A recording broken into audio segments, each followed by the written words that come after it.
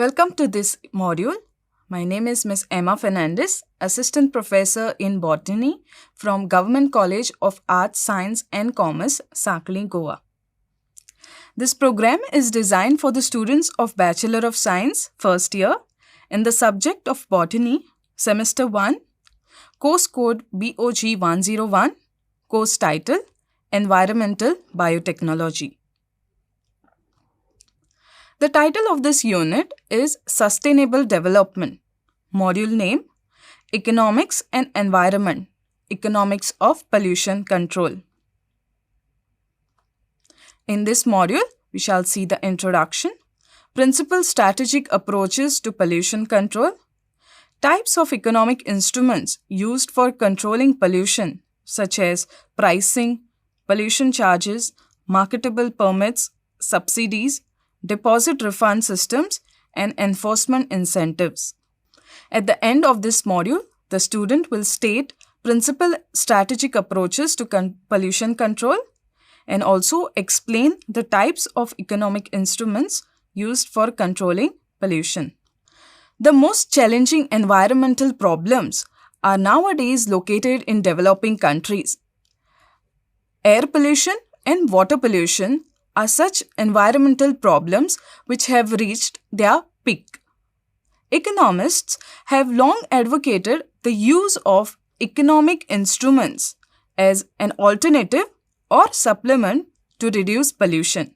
Economists claim that economic instruments can create a system for pollution reduction that achieves the same level of environmental protection for a lower overall cost. Economic or market-based instruments rely on market forces and changes in relative prices to modify the behavior of public as well as private polluters in a way that supports environmental protection or improvement. Now let us see the principle of strategic approaches to pollution control. The first approach is command and control. According to this approach, regulatory tools influence environmental outcomes by regulating processes or products, limiting the discharge of specified pollutants, and by restricting certain polluting activities to specific times or areas. The other approach is persuasion. In this case of polluting industries, this approach may involve voluntary agreements to undertake pollution control measures. So these are the two approaches to pollution control. Now there are certain types of economic instruments used for controlling pollution. They are pricing, pollution charges, marketable permits, subsidies, deposit refund systems, and enforcement incentives. So we shall see each of these economic instruments in detail. The first economic instrument is pricing. The marginal cost pricing can reduce excessive water use and consequent pollution, as well as ensure that sustainability of water treatment programs. Water tariffs set at a level that covers the cost for collection and treatment can induce commercial organization to adopt water-saving technologies, including water recycling and reuse systems, and to minimize or eliminate waste products that would otherwise be discharged into the effluent stream. The second economic instrument is pollution charges. A pollution charge or tax can be defined as a price to be paid on the use of environment. Now let us see the types of charges which can be imposed on controlling pollution. The first charge is the effluent charge. Here, they are based on the quantity and or quality of the discharged pollutants. The second type is user charge. fees paid for the use of collective treatment of facilities. Next is product charge. The charges are levied on products that are harmful to the environment when used as an input to the production process, consumed or disposed. Administrative charges.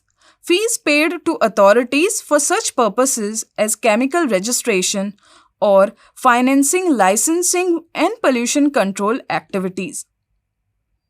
So these are different types of charges used for controlling pollution. Next economic instrument is marketable permits. A responsible authority sets maximum limits on the total allowable emissions of a pollutant.